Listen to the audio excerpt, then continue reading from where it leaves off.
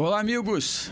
Mais um programa de Direito e Cidadania, um produto do IDES, Instituto de Estudos e Defesa da Seguridade Social.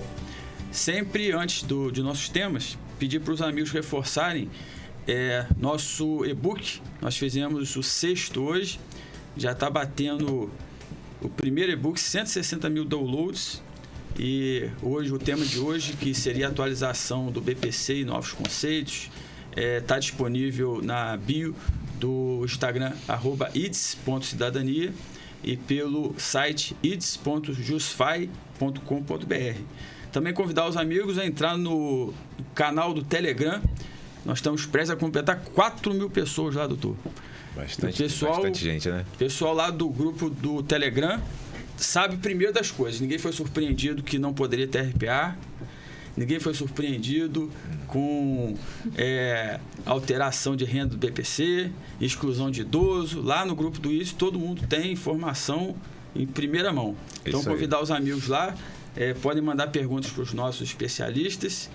E hoje é um tema bastante importante, que houve uma pequena reforma do BPC e com a inserção da Lei 15.077 de 2024, que reforçou algumas coisas e trouxe um problema que é o cadastro biométrico, que vem trazendo um problema bastante razoável para o nosso povo. Antes de começar a apresentar nossos especialistas, de carreirinha para fixação do nosso tema.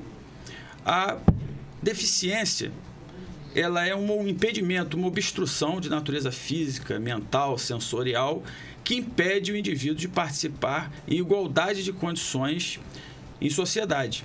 Então, esse é um conceito que difere da incapacidade laboral e que ele é muito desconhecido, inclusive por peritos, tanto da área administrativa como da área judicial. Então, a gente está nessa luta de difusão do conhecimento, tanto para os profissionais da área, sobretudo para as pessoas que têm pessoa com deficiência na família, para que possa percorrer e obter os direitos assistenciais necessários. O BPC, gente, então ele é uma renda que a Constituição garante ao indivíduo que tenha um idoso ou deficiente físico no seio familiar. E a pessoa com deficiência para esse fim, como eu disse, é de qualquer natureza: física, sensorial, mental, visual, e o doutor Renato vai falar com mais vagar ao longo do tempo. E para o indivíduo ter esse benefício, ele tem que ser considerado miserável juridicamente. O que é miserável juridicamente? É um indivíduo que tem a renda de meio salário mínimo por pessoa. Antigamente, era 1/4 do salário mínimo. O STF declarou essa lei, esse regramento da Lei Orgânica da Assistência Social como inconstitucional, porque teve várias leis, inclusive a Lei de Alimentação Básica, que inseriu o indivíduo miserável juridicamente como aquele que tenha meio salário mínimo por pessoa. É pegar a renda da casa, dividir pelo número de pessoas e ver se dá maior que meio salário mínimo. Meio salário mínimo hoje seria 1.518 dividido por 2, 700 e poucos reais, não é isso? Fora isso, o outro idoso ou deficiente que tem a renda mínima naquele grupo familiar, ele não conta para a aferição de renda per capita. Ou seja, se em uma casa tem um idoso que ele tem uma renda mínima de benefício previdenciário ou assistencial, ou seja, esse idoso ele é aposentado, ou ele tem o BPC, ou ele tem auxílio-doença. Se a renda for mínima, ele é excluído, é como se ele não existisse para aferição de renda per capita. Se existe um deficiente na casa, que já tem um benefício assistencial, a renda dele não conta para aferição de renda per capita, porque a lei, o Estatuto do Idoso, o artigo 34, ele exclui essa renda, e o STF ele expandiu essa interpretação também para os deficientes físicos. Essa interpretação deriva do entendimento que o idoso e deficiente ele não se presta como ser arrimo de família.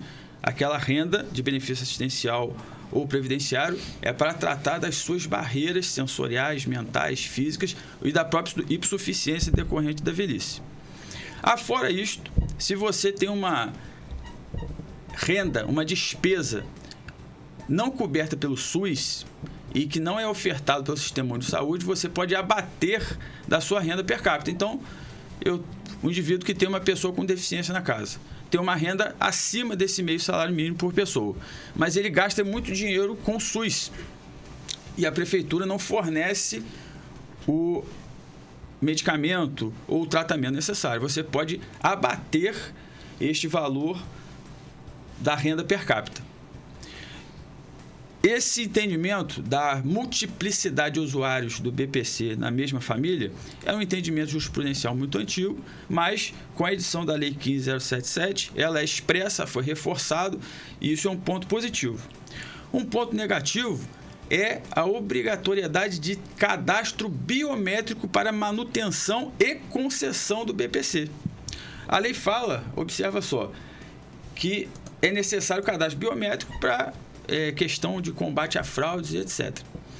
No entanto, o INSS, ele, ao regulamentar a lei, ele entendeu que o cadastro biométrico seria apenas pela carteira nacional de identificação e também pelo CNH e pelo cadastro do TSE. Agora, você imagina, doutor Renato, um recém-nascido, uma criança. Sim. Então, a gente vem informar os senhores que a carteira de identidade é obrigatória, expedida pelo DETRAN. Se o DETRAN não migrou a biometria para os órgãos competentes, não é culpa do usuário, do beneficiário do benefício assistencial. Então, o indivíduo que teve o benefício suspenso ou negado por cadastro biométrico porque não tem a carteira de identificação nacional, é um ato ilegal. Sim. Ou melhor, ilegítimo, porque o INSS extrapolou a lei ao regulamentá-la. Mas isso a gente vai falar ao longo do tempo. E hoje, para a gente tentar conseguir destrinchar tudo isso, eu trouxe 2 especialistas aqui. É a nossa amiga Maria Luísa Peçanha, ela é neuropsicopedagoga, uma vastíssima experiência. Eu não vou ler nem o currículo dela, porque ela tem um currículo opressor, doutor Renato. A gente lê aqui e fica ruim daqui pra gente.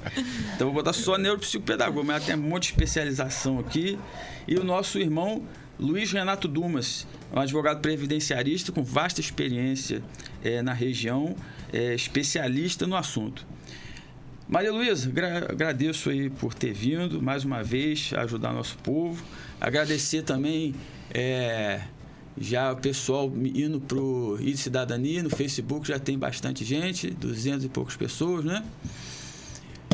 Maria Luísa. Eu que agradeço, né? Primeiras considerações. Então, eu agradeço pela oportunidade de estar aqui novamente, né? Compartilhando conhecimento. A gente espera aqui nessa noite trazer bastante informação para a população, para os ouvintes, né? As pessoas que estão participando. Eu costumo dizer que na vida ninguém vem ao mundo a passeio, né? Então, quando a gente tem uma formação, quando a gente tem conhecimento, a gente precisa compartilhar, né? E compartilhar é um benefício para quem recebe, para quem escuta, né? As orientações, as informações, e é satisfatório também para a gente ter essa oportunidade. Então, agradeço por novamente estar aqui e que a gente tenha uma noite aqui produtiva.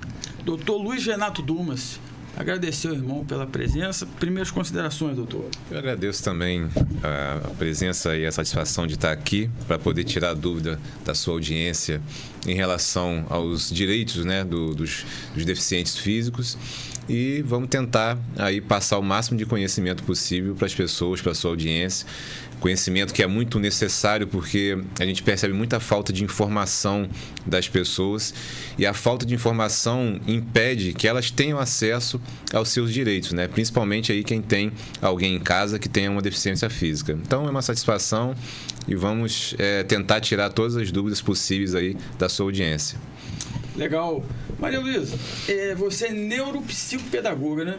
A gente tem muita dificuldade, inclusive no entendimento acerca do conceito de deficiência e até dos profissionais da saúde em diferenciar incapacidade para o trabalho e deficiência.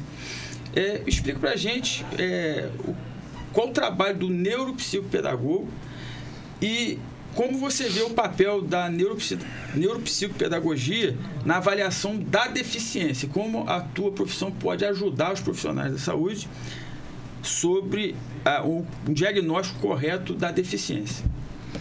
Então, pergunta bem interessante. A neuropsicopedagogia, ela tem um papel extremamente importante na avaliação de criança, adolescente, que tem alguma hipótese diagnóstica de deficiência, né? E o trabalho é muito voltado para a avaliação cognitiva, porque comumente a gente trabalha com testes de rastreios, a gente utiliza instrumentos, né, que sejam capazes de avaliar as condições de aprendizagem da criança, né? Então, é uma série de habilidades que a gente avalia e quando se observa alguma limitação, né, a gente entende que aquela criança pontua, né, através dos testes de rastreio, possibilidades de hipótese diagnóstica de alguma deficiência. Então, assim, o papel do neuropsicopedagogo é extremamente importante nessa avaliação, né, de crianças e adolescentes com hipótese diagnóstica. A gente tem muita dificuldade com o diagnóstico da deficiência, sobretudo autista e todo o espectro do transtorno de desenvolvimento mental incompleto. Eu tenho visto pelo seu trabalho lá que tem ajudado bastante. Sim.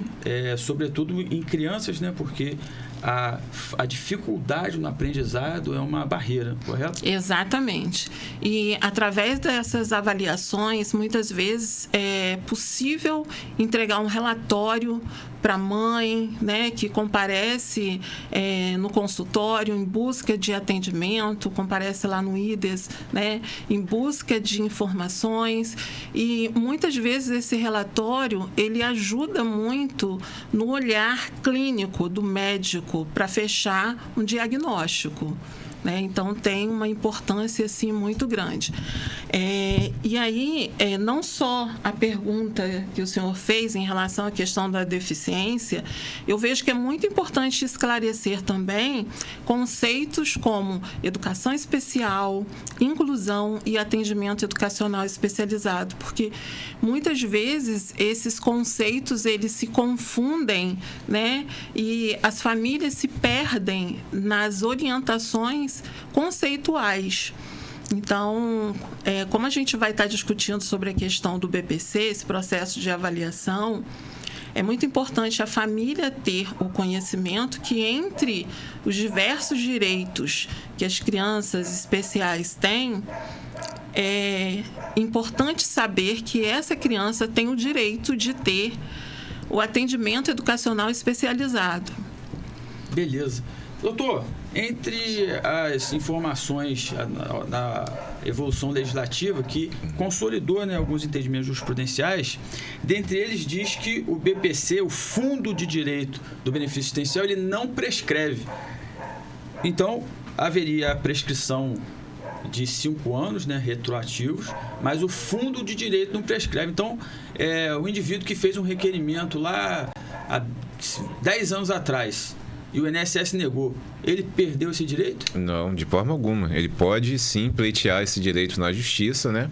Toda vez que o INSS nega administrativamente um benefício previdenciário, o indivíduo pode recorrer ao Poder Judiciário para tentar aí ter acesso àquele direito que ele pleiteou e que foi negado pelo INSS. Nesse sentido, independente da data ou do momento em que foi feito o requerimento, caso o INSS negue, o indivíduo pode sim procurar a justiça. Esse direito não prescreve.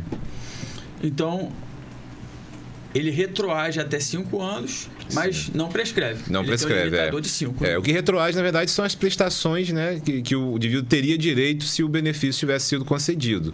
Então, se você tem um pedido, um requerimento que foi negado pelo INSS há mais de 7 anos, em caso de você entrar na justiça e obtiver êxito, né, em conseguir o benefício, você não consegue receber todos esses 7 anos de negativo, de indeferimento do INSS. Você recebe os últimos 5 anos, o que passar disso, aí você não tem direito, infelizmente.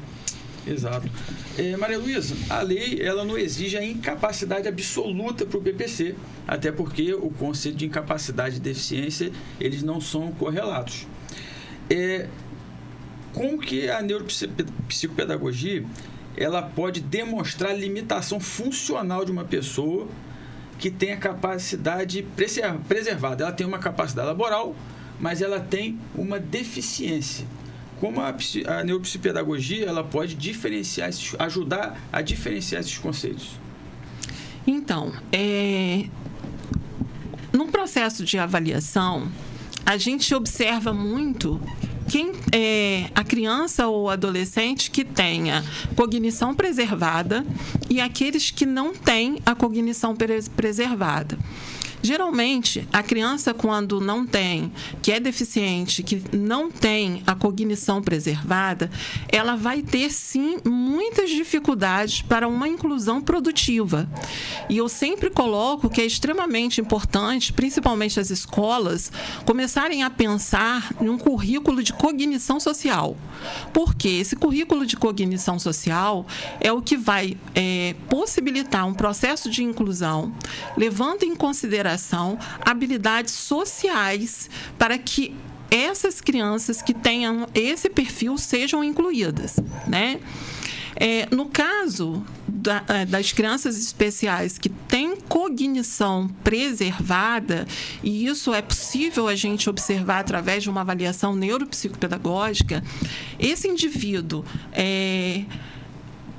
ainda com a característica de deficiência, ele é produtivo, ele pode ser produtivo e ele pode sim ser inserido, por exemplo, no mercado de trabalho, ter uma avaliação no aspecto qualitativo e quantitativo em âmbito escolar. Te interromper, isso é importante pelo seguinte: a legislação, você pega o Estatuto da Pessoa com Deficiente, a Convenção Internacional de Nova York, a CIF, e o auxílio inclusão, você vê que a lei ela traz o seguinte: olha, esse benefício assistencial para o deficiente, ele serve para colocar ele em pé de igualdade para que ele consiga vencer aquela obstrução ou barreira. Mas a lei, inclusive, incentiva que ele seja produtivo, que ele trabalhe. Tanto que o auxílio inclusão é exatamente para o indivíduo que tem o BPC e conseguiu uma renda de até 2 salários mínimos, que ele fique com 50% do BPC, que é o auxílio inclusão, cumulado com o valor da sua renda. Então, realmente, o conceito não casa. A deficiência ela é uma obstrução e que a incapacidade não... o indivíduo que é capaz para o trabalho não necessariamente deixa de ser deficiente, não é isso? Sim, exato. E isso envolve uma seriedade, uma responsabilidade muito grande, principalmente em âmbito escolar, se tratando de crianças e adolescentes, porque é preciso que a escola saiba, né, fazer um planejamento de currículo que as crianças sejam verdadeiramente incluídas, né? Não só as crianças sejam incluídas, mas professores tenham capacitação suficiente, né, para saber apurar, avaliar, né, e promover a produtividade dessas crianças e adolescentes. Gente, o pessoal está relatando aí que está tendo dificuldade para entrar no IDS.cidadania. No Facebook está normal, agradeceu mais de 250 pessoas ao vivo no Facebook. No Instagram, dá um F5 aí para ver se volta. E pelo pessoal que está perguntando sobre o grupo Telegram, na bio do IDS.cidadania, clica lá, tem o link, só clicar que entra direto. Todo mundo conseguindo aí? A maioria, né?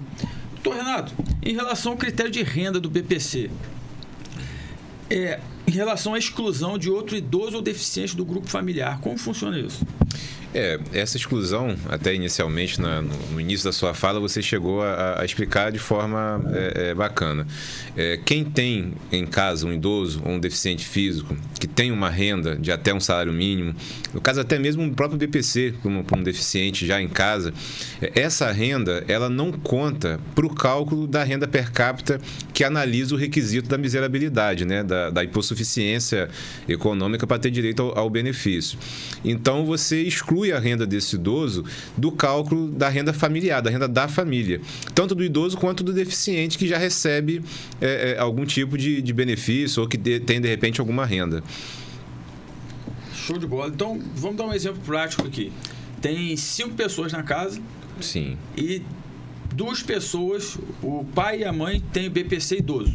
Sim. E essa família tem outro deficiente. Esse deficiente pode ter benefício? Pode ter o benefício. Aí, no caso até, né, se fosse uma pessoa comum, né, que tivesse renda, você incluiria nesse cálculo. Então, seria aí 2 pessoas, né, teria que pegar a renda dessas 2 pessoas e dividir pelo número de pessoas na casa, no caso 5, né? Vamos supor que o pai e a mãe recebam um salário mínimo dividido por 5, dá menos de meio salário mínimo por pessoa. Mas, nesse caso específico, se o pai e a mãe recebem uma renda de BPC idoso ou uma renda salarial de até de aposentadoria, por exemplo, também, você exclui essa renda. Então, essa renda da família, nesse caso específico que você citou, seria 0, porque você excluiria a renda desse pai e dessa mãe, que tem uma aposentadoria de até um salário mínimo, ou que tem um benefício assistencial também, nesse caso, né, um próprio BPC.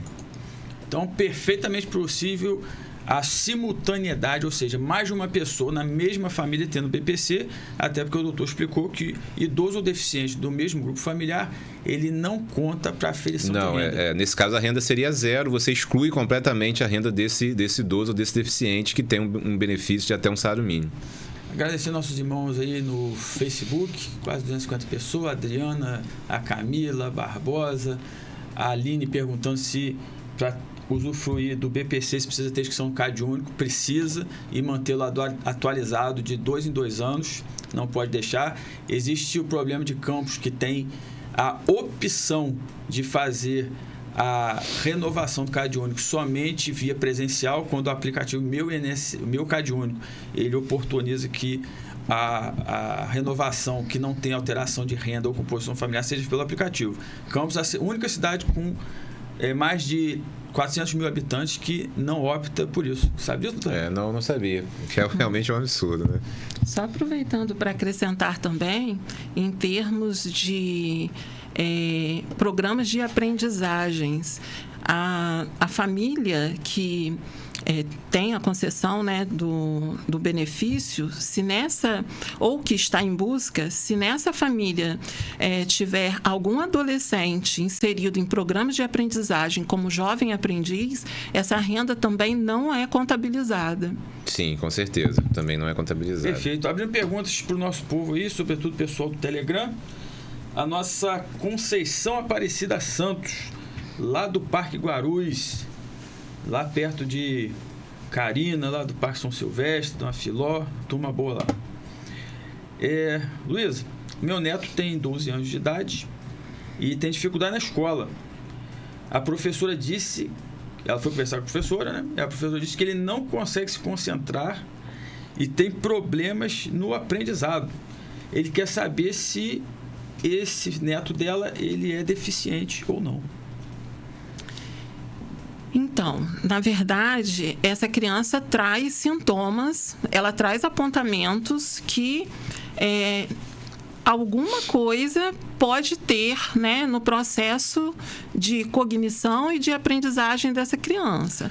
O que seria mais proveniente é uma avaliação pedagógica em âmbito escolar, né? Luiz, a escola é um ponto de partida importante para o diagnóstico, né? Sim, exatamente. O professor que tem... O professor que percebe, né? E Campos tem, assim, a rede municipal, eu tenho trabalhado bastante com o BPC e a questão da pessoa com deficiência na escola. O professor do município, ele tem um trabalho muito superior ao, inclusive, da rede privada. Sim, exato. Então, tem um corpo técnico legal. Então, em relação à criança aí, função executiva, atenção, memória, planejamento, organização, o professor é um ponto de partida interessante. Memória de trabalho, para diagnóstico, né? Exato. O professor, ele percebe, né, que tem alguma diferença na criança. Quando o professor faz esse apontamento, é preciso uma investigação. E o que é mais proveniente na escola é uma avaliação pedagógica, né? Essa avaliação pedagógica, o profissional pode indicar para um psicopedagogo fazer uma avaliação mais apurada, né?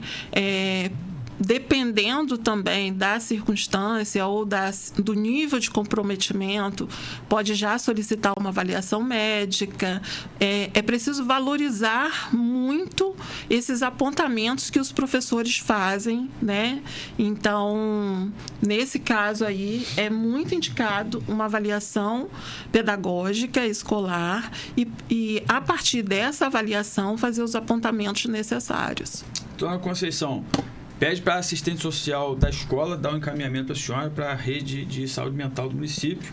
Se a professora falou que tem dificuldade de concentração e aprendizado, tem algum problema em função executiva, corre atrás que provavelmente tem algum problema. Doutor Renato, a nossa Maria das Graças Silva, é lá também de Guarulhos, lá perto de Dona Rosana Terra, galera boa lá. Ela diz o seguinte, ela tem uma filha que tem síndrome de Down, tem 28 anos. O INSS negou o BPC, dizendo que ela não é totalmente incapaz, porque consegue fazer algumas coisas em casa. E aí, doutor, o que você diz para a Dona Maria das Graças? É aquilo que a gente estava comentando também no início aí, né, das falas tanto do doutor Felipe quanto da Maria Luísa a respeito dessa questão do diagnóstico, né? O diagnóstico muitas das vezes é feito de forma inadequada pelos profissionais, inclusive pelo perito. Aproveitando até, fazendo um adendo à fala da Maria Luísa, a importância da avaliação neuropedagógica, né? Neuropsicológica, enfim. Eu peço muito aos meus clientes, quando chegam ao escritório, que possuem um laudo de algum tipo de deficiência mental, intelectual, para que façam essa avaliação, porque ela oferece subsídios aos peritos para identificar algumas questões relacionadas à incapacidade que muitas das vezes a falta desse instrumento de avaliação impede que ele tenha esse olhar, até por falta de conhecimento mesmo. Muitos dos peritos que examinam as pessoas, às vezes não têm a especialização necessária para ter o olhar apurado, identificar quais são as limitações que essas pessoas têm relacionadas àquelas barreiras, né, que nós temos aí na definição da deficiência, barreiras sociais, barreiras de aprendizagem. A mais importante, talvez, que eu percebo muito na nossa atividade no escritório, é justamente essa barreira de aprendizagem, principalmente em crianças e adolescentes. E, às vezes, o perito não tem esse entendimento de compreender quais são essas limitações, esses impedimentos.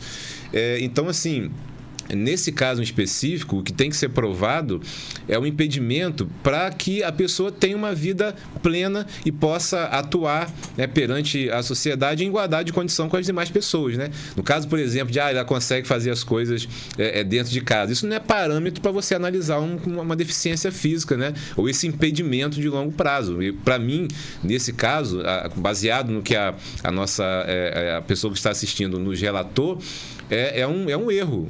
Quem fez essa perícia, né, seja no INSS, ela pediu, foi no INSS ou na juíza? Foi no INSS, né? INSS. Então, o perito do INSS não teve esse olhar, né, e não compreendeu, eu acho, o conceito de deficiência física, né?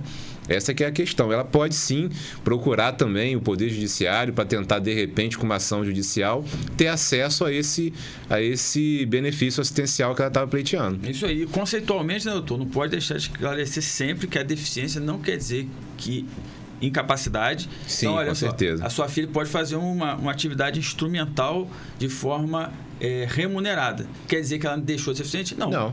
E Sim. a incapacidade sequer pode ser absoluta. Então, Sim. é um erro fundamental, né? Sim. Baixa um pouquinho ali para eu ver com a Graziela.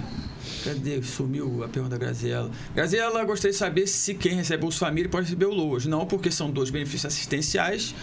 O Bolsa Família, na verdade, era um programa de transferência de renda para quem vive numa situação de precariedade e não se cumula com o BPC. Então, ganhou o BPC, perde o Bolsa Família, o BPC é um salário mínimo, é muito mais vantajoso. Na verdade, a pergunta dela, né, é se quem recebe Bolsa Família pode receber o LOAS. Ela pode, se ela de entrada fizer o requerimento do LOAS, ela vai perder necessariamente esse Bolsa Família dela, com certeza, do requerente, da pessoa que teve acesso ao benefício, né?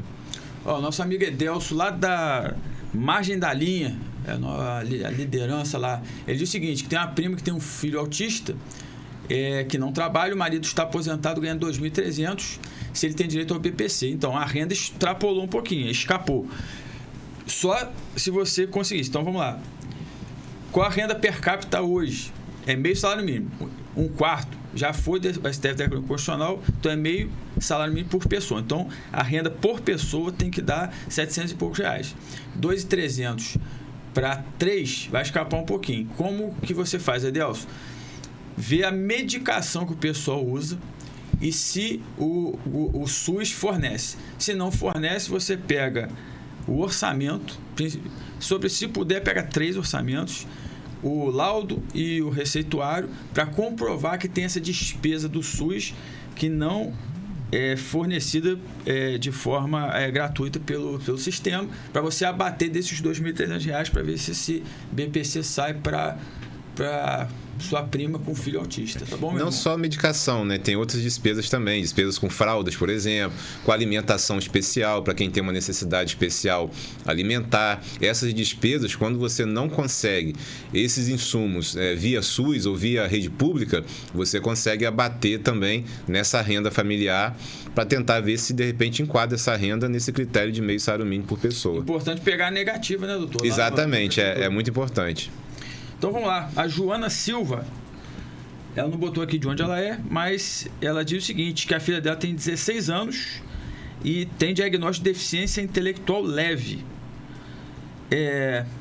Ela consegue fazer algumas coisas em casa, mas não consegue estudar de jeito nenhum. Ela está perguntando qual a sua avaliação, Maria Luísa. Então ela faz as coisas instrumentais de casa, mas aprendizado ela não consegue.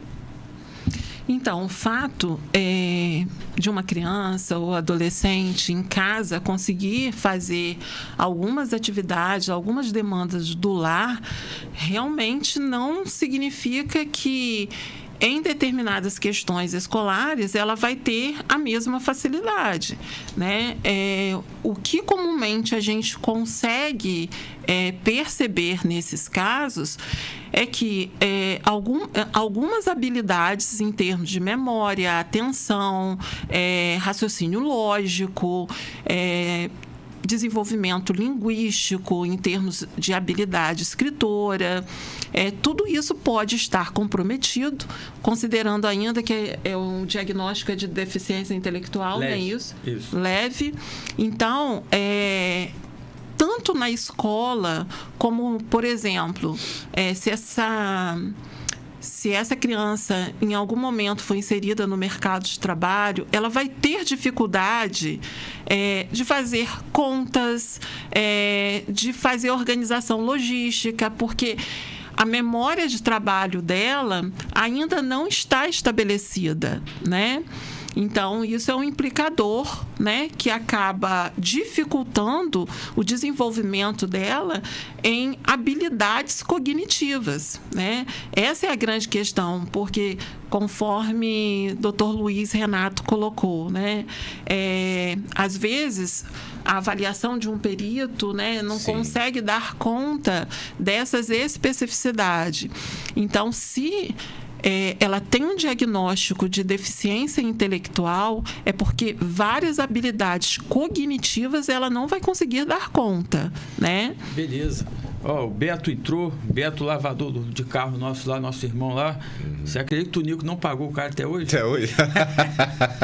Nosso irmão Roberto Carlos aí. Aposentadoria vai sair, Roberto. Não esqueci de você, não.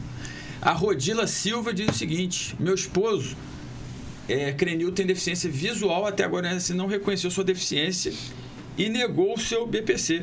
O que acontece? A visão monocular tem uma lei específica que caracteriza a visão monocular como deficiência para qualquer fim. Isso quer dizer o seguinte: quando tem uma lei específica, ela reconhecendo a deficiência, quer dizer que objetivamente aquele indivíduo é deficiente. Então ele é deficiente para comprar carro, então ele tem isenção de IPI, ele é deficiente para ter isenção de PVA, ele é deficiente para qualquer fim, inclusive para fins de BPC. Então tem que ver se a senhora negou pela questão da renda ou pela questão da deficiência. A questão da visão monocular ainda é um conceito muito novo. E os peritos, né, doutor, Sim. ainda tem pouca qualificação para reconhecer Porque a visão monocular tem uma lei específica, a CIF, que é a Classificação Internacional de Funcionalidade, que prescreve isso, mas ainda persiste, está muito arraigado na nossa sociedade, a falta de conhecimento técnico em não reconhecer a incapacidade e a deficiência. Sim, não, sim. Esses conceitos ainda não estão... Então, não desiste, você... O grande problema é que acaba até... A Pâmela diz o seguinte, eu dei entrada em 2016, fiquei um ano e pouco em análise, foi negado. Quando foi em 2018, eu desisti de correr atrás, mas voltei em 2020 e foi concedido. Beleza, é isso aí, mano. Sim. O fundo do direito, ele não prescreve, como o doutor Renato falou. Sim. O que prescreve são as prestações, que elas podem retroagir no máximo 5 anos. Não é isso aí, doutor? Sim, isso aí. Ótimo. Então vamos lá, gente. O pessoal aí que está no Instagram está tendo alguma dificuldade. Quem tiver dificuldade vai para o Facebook, está normal lá. Então a dona Joana já foi e a dona Maria das Graças. Então vamos lá. Seu Zé Carlos Pereira. Doutor Renato, fiz 70 anos. Uhum. Não, perdão, desculpa. Meu pai tem 70 anos e recebe um salário mínimo. A minha mãe tem 68 e quer pedir o PPC. O pessoal do CRAS falou que ela não tem direito, porque o pai já é aposentado. E aí, doutor, tá certo ou tá errado? Se ele recebe até um salário mínimo, ela tem direito com certeza. Conforme a gente falou aqui, a renda desse idoso que ganha mais do que... Ou melhor, que ganha até um salário mínimo, ela não é contada. Então, a renda dessa família, se for só os dois na casa, seria 0. Ela teria direito com certeza. Perfeito. Vamos lá, dona... Maria das Dores, da Chatuba. Mas ela é da Chatuba lá de Rio das Ostras. Ela é lá do pessoal lá de Diogo, Léo Brazão, a galera lá do CDC de Rio das Ostras. Dona Maria das Dores. Dona Maria das Dores diz o seguinte: Maria Luísa, meu filho tem autismo e tem 20 anos. Ele fala com muita dificuldade para entender, dificuldade de comunicação e principalmente de se relacionar, relacionamento interpessoal muito difícil. Ele não tem dificuldade de aprendizado, mas ele não consegue interagir com outras pessoas. Ele está querendo saber, ela, né, Dona Maria das Dores, lá da Chatuba de Rio das Ostras, qual a sua avaliação sobre o filho dela, autista, que consegue aprender, mas tem dificuldade extrema de se relacionar com outras pessoas. Então, em relação à questão da linguagem, né, que ela também cita que ele tem dificuldades, né, na comunicação, né, para falar, a gente costuma trabalhar muito a questão da conscientização fonológica, né?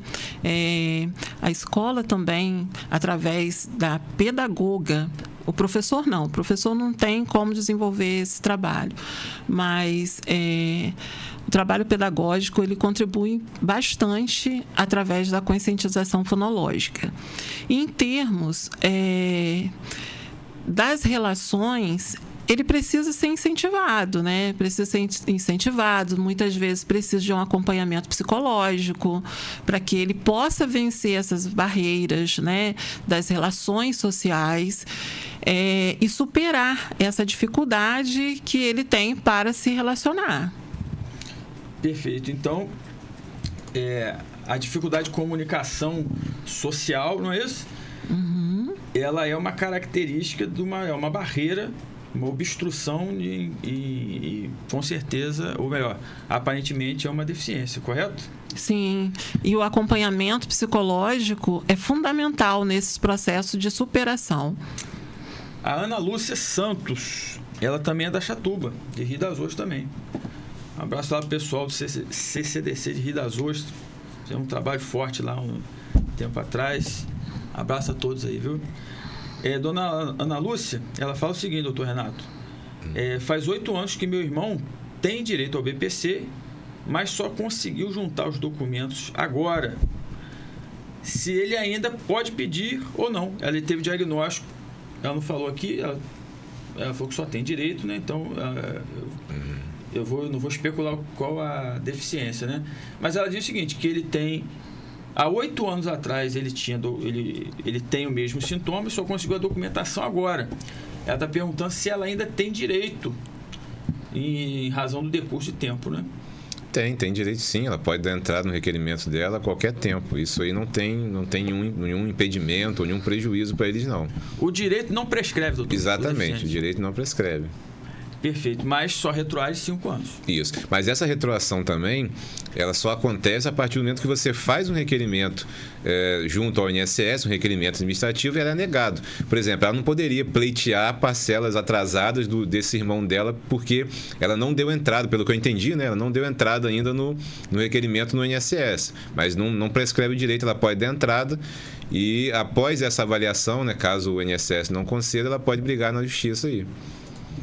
Perfeito. Nosso amigo Antônio Carlos, lá de Travessão, da nossa amiga Alessandra, Fatinha, Janaína, galera boa lá do ITS Travessão. O Antônio Carlos diz o seguinte: minha esposa teve AVC há 3 anos e ficou com sequelas. Ela entende as coisas, mas tem dificuldade para falar e para fazer contas. Não consegue mais trabalhar como antes. Ele quer o seu diagnóstico aí, Luísa. Antônio Carlos de Travessão. Provavelmente ela tenha alguma questão cognitiva e a gente sempre orienta muito o trabalho com o TAC. O que é o TAC? O TAC é um teste de atenção por cancelamento, né? Seria muito proveniente se ela tivesse a possibilidade de fazer uma avaliação neuropsicopedagógica. Essa situação dela não conseguir se comunicar adequadamente e fazer cálculo básico, isso representa uma limitação funcional, correto? Sim, exato. Tudo isso passa pelo processo de desenvolvimento de sinapses. A nossa organização mental, ela recebe o desenvolvimento de sinapses por meio de estímulos. Então, assim, à medida que ela tem a possibilidade de receber orientações, de fazer atividades que promovam estimulação cerebral, isso facilita a evolução dela, né, no desenvolvimento cognitivo. Se a mente fica parada, sem estímulo, muitas sinapses acabam morrendo. Então, acaba também tendo outras consequências em termos de desenvolvimento da linguagem, porque se você não estimula o cérebro, você acarreta, né, outras consequências. Mandar um abraço ali pro nosso amigo Chairon Augusto, filho da Gislaine lá. Mandou um abraço pra gente aí. Lá de Mendes, lá perto de Maricá, né? Mendes é pra lá, né, Gislaine? É isso aí. Então vamos lá, seguindo aqui no nosso... Pessoal que está falando sobre o canal do Telegram, gente, vai lá na bio do IDS.cidadania, que tem o link. Só clicar lá que entra direto. Na bio do Instagram, é importante do Instagram, dizer, perdão. Exatamente. Já dá uma força lá pra gente completar 4.000 pessoas lá. Tá pertinho. Doutor Renato, então vamos aqui. O nosso amigo Francisco Oliveira, lá de Travessão também. Amigo de Cordeiro, de Oliveira. Turma boa, doutor. Sim. Ele diz o seguinte, que ele tem diabetes e pressão alta, não consegue mais trabalhar direito, mas o médico não quis dar o laudo dizendo que ele é incapaz. Se ele pode pedir o BPC mesmo assim. Olha, para ele requerer o BPC, é muito importante que ele tenha um laudo médico que identifique quais são esses sintomas que acarretam uma incapacidade para o trabalho, né? Eu acho assim, ele deve, se o médico dele não quis dar o laudo, ele deve tentar ver com outro médico, tentar ver o que pode ser feito, né, para que seja feito o diagnóstico dele da maneira correta, de repente realizar mais exames, enfim. Mas é extremamente importante que ele tenha um laudo médico para começar a pleitear esse benefício aí assistencial. O LOAS, ele é um benefício que ele é dado a uma pessoa que tenha, né, algum tipo de disfunção física, mental, sensorial, intelectual, mas isso tem que ser comprovado e o que serve para comprovar é o documento médico, o atestado, o laudo, enfim. Sem ele fica um pouco inviável ele conseguir fazer esse requerimento aí. Senhor Francisco, o que eu posso dar dica para o senhor é o seguinte: a Constituição, ela garante o direito de certidão. O que é o direito de certidão? É o servidor certificar uma situação que existe dentro do banco de dados de alguma instituição. Então, se o senhor faz tratamento em algum local, é obrigatório, tem legislação do Conselho Federal de Medicina, que se expeça o prontuário médico e todas as declarações e exames que você fez em determinada instituição. Então, se o teu médico não quer dar, você faz o requerimento junto ao serviço social do prontuário médico, que ali vai ter tudo, né, doutor? Sim, exames, com certeza. laudos, etc. Sim. A Pâmela diz o seguinte, ó, Pâmela Barreto, que ela tem uma amiga que a filha tem o BPC, né? A filha tem 23 anos, será que ela pode passar para o nome da filha sem dificuldade? Eu imagino o seguinte, doutor, vê se é isso aí. Ganhou o BPC ainda como menor de idade. Atingiu a maioridade, o benefício ainda está no nome da mãe. Eu acho que ela quer dizer se precisa ter a curatela para continuar fruindo o BPC. Segundo o Estatuto da Pessoa com Deficiência, a deficiência não é um impeditivo. E se o indivíduo tiver a capacidade de se autodeterminar, de compreender as coisas, você não precisa curatelar ele. Não, com certeza. Não é isso? Sim, com certeza. Então, se ela tem 23 anos e ela tem consciência dos seus atos, ela pode manter o benefício, sim, sem problema nenhum. Sim, com certeza. Gente, passou rápido pra caramba. Só faltam 5 mesmo? Isso mesmo ou só faltam 10? Falta 10, hein? 10 ou 5? Vamos lá rapidinho aqui, só para ler mais uma aqui. Vamos lá, Luísa. Isso significa que a gente tem que voltar ao assunto, né? Voltar ao tema, porque... Tem bastante perguntas. Sim. A Rosemary, lá de Saturnino Braga, perto lá do amigo Escadinha, do amigo Robin, Osiel, turma boa lá. Rosemary, meu filho tem síndrome de Down, 25 anos, ele é muito carinhoso, ajuda em casa, mas não consegue fazer nada de que tenha sustento próprio, que gere dinheiro, né? Tá perguntando para Maria Luísa se ele é deficiente. Então, Maria Luísa, função executiva é raciocínio abstrato, complicado, né? E aí? Sim. É muito sugestivo que quando o adolescente, né, ele consegue chegar nessa fase adulta, porque ele já está adulto, né? Foi isso que ela falou? Sim. Já está na fase adulta. Nós temos no município alguns programas de aprendizagem que acolhem... 25 anos. 25 anos, né? Então, tem alguns programas de aprendizagem que acolhem essa faixa etária. E muitas vezes eles são inseridos no mercado de trabalho, como supermercado Superbom, com o monitoramento de uma equipe técnica para acompanhá-lo, porque ela traz a informação que ele não consegue gerar renda, sustentabilidade, não é isso? Exatamente. Comumente, nesses casos, é possível, sim, a inserção no mercado de trabalho, desde que seja através de um programa de aprendizagem para que técnicos possam auxiliar e monitorar esse trabalho, né, junto a esse aprendiz. Agora o seu Antônio Silva, de Gruçaí, lá do nosso amigo Júnior Monteiro. Pessoal bom lá. Doutor Renato, ele fala o seguinte, que ele trabalha com pesca, está com problemas na coluna que não deixam ele pescar mais. Qual o direito que ele teria?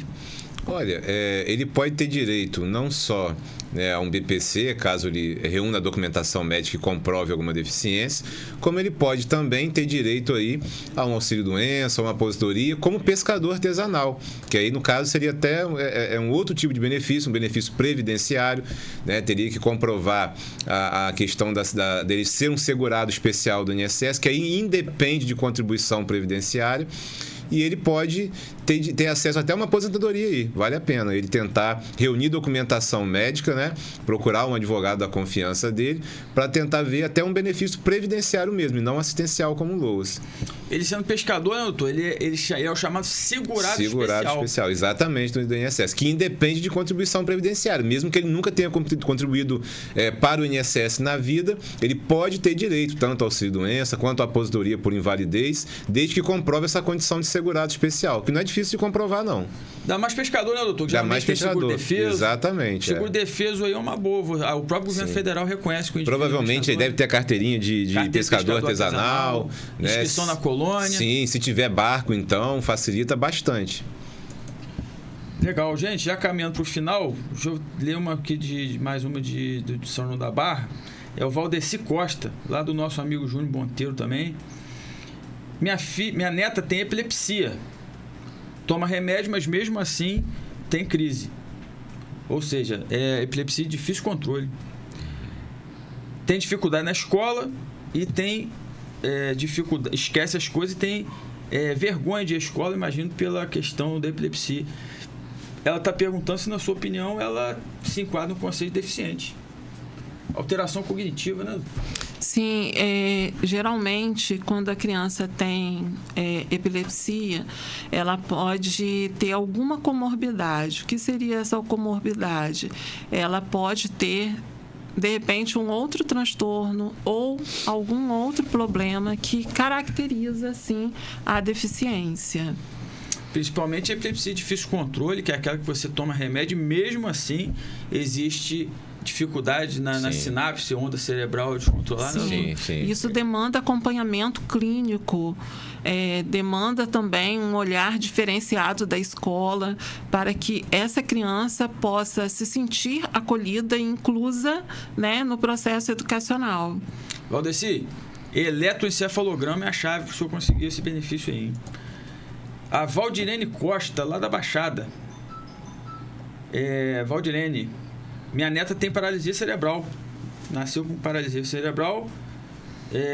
Ela fez 18 anos, doutor Renato. Ela tem 16 anos. Uhum. Se ela já recebe BPC, se ela pode continuar recebendo depois que fizer 18. Pode, claro. O BPC ele não é cessado pela maioridade nesse caso, não.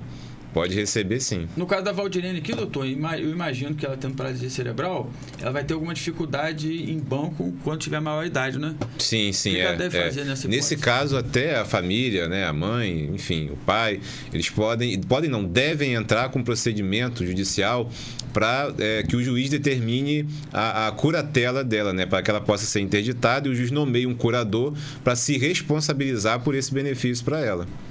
E, gente, vocês que têm filho, qualquer ente dentro do grupo familiar que tem o BPC, vão pedir isenção de PVA. Campos quase não tem requerimento nesse sentido, hein?